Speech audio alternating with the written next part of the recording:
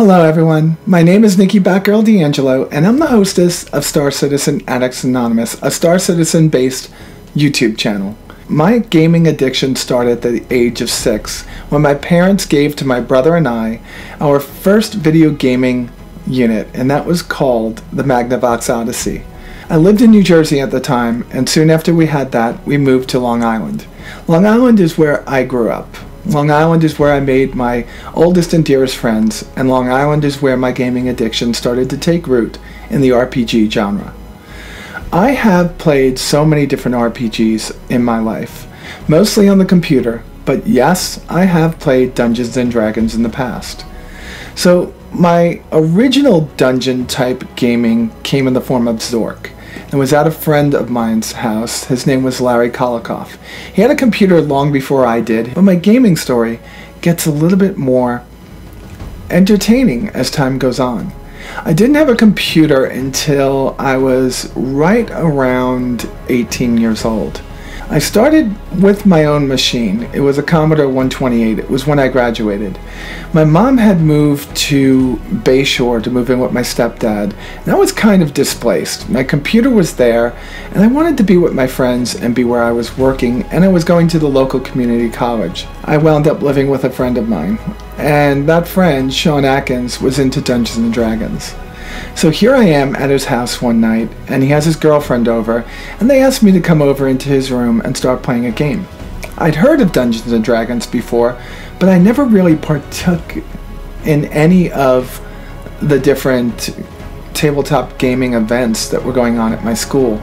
My mom kind of had this weary feeling about it, and you know, back then in the late 70s, early 80s, it was kind of thought to be the work of the devil.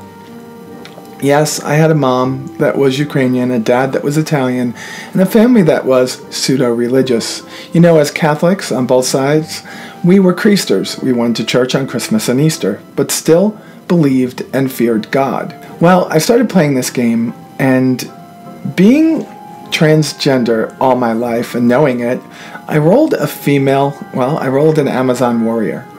And I had a good time with her right up until the time that Sean, who was playing DM, killed her when a bunch of wolves attacked us and focused on me, and we were only like level 2 at the time. Well, that was my first foray into Dungeons and Dragons, and it really wasn't too happy, but we played it on and off for a few months, and I really liked it. Well, as I moved away and moved on and started going to school for aeronautics, getting back on track in my life, I started playing a lot of games that were based on dungeons, like Ultima and The Bard's Tale. I think The Bard's Tale was my favorite one and probably my first one. I purchased that game for my Amiga. The Bard's Tale, it allowed me to step into this world where I can be the person I wanted to be. It was quite a unique experience for me. And I've purchased every Bard's Tale since, and even back the one that's on Kickstarter now. So we go forward. I've played Ultima Online, then jumped into EverQuest and EverQuest 2. I moved into Star Wars Galaxies, and then into World of Warcraft. And these games really never did it for me. On the side, I played games like Baldur's Gate. I played Icewind Dale, 2 more games that both sit on my iPad and my Mac. And I just had this love of these types of games, the ones that could tell stories in rich, vibrant words. Well, come forward to today, and let me explain to you what I see as part of society and part of my family. I have 2 children, well, 3 for real, but one is almost an adult now. She's 20 years old. So I have 2 15-year-old boys, twins. When they're around, one is in one part of the basement playing his Xbox, and the other one is in the other part of the basement playing their PlayStation 4. They play all different games, but most of them are based on running out and shooting people and really don't have these rich storylines. I find a lot of children and adolescents, young adults and adults alike, play games like this that are very quick and very dirty and very bloody, but fun. I mean, I play Overwatch, I have fun. I played Team Fortress, and I played a couple of other games like it and had fun. But I've never had better experiences than I did when I was playing Dungeons and Dragons with my friends, I started watching some different YouTube channels recently, and it's always with the attitude that if you watch other people, you're going to gain some insight on how to run your channel better. And I fell upon one of my favorite geeks in the whole world, Felicia Day. I fell upon her channel, Geek and Sundry, and I started watching a couple of the shows that they have there, specifically Critical Role and Titan's Grave. Those two shows have led me to many others that I've been watching, and they're all based on tabletop games, specifically the Dungeons and Dragons type genre, role-playing games. Oh my lord. It showed me how much fun being with your friends and just having a great night of adventuring can be. So I got an idea. I work for a large electronics company in sales. Yes, we sell fruit. Well, that gives it away, right? But I don't work in our own buildings. I work in somebody else's building. Their colors are blue and yellow. There are quite a number of people there that have taken part in playing Pathfinder, which is like Dungeons and Dragons. So I started looking around and started talking to the people that I get along with the most. Now, mind you, most of these young adults are half my age. And I was able to get 6 people together to play. Well, it seems that I'm going to be the Dungeon Master. And that's a scary thought for me.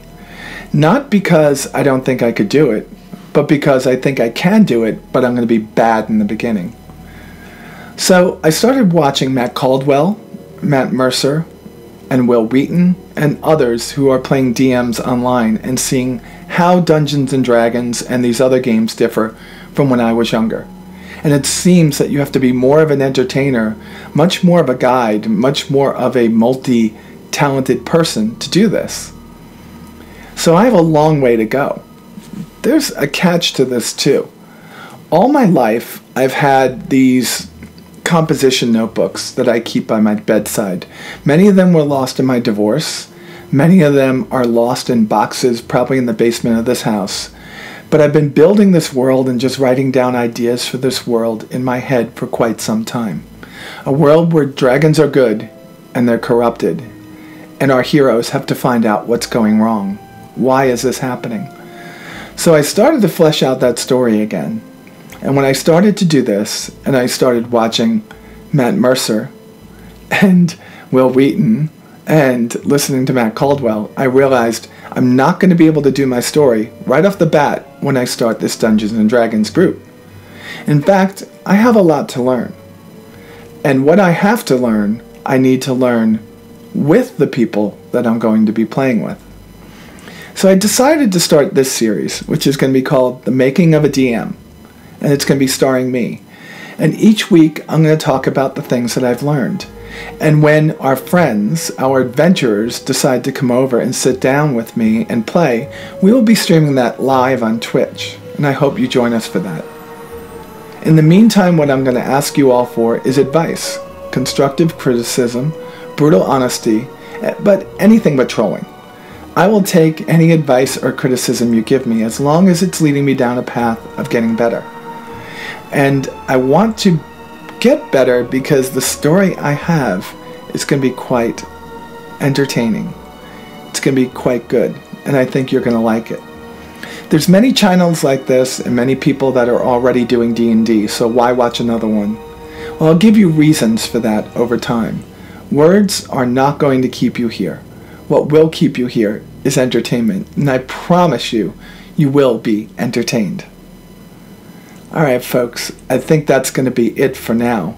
Join me again next week when we talk about what I've learned and go over a few of the things that I've found online to help me in my endeavor, in my quest to become a Dungeon Master.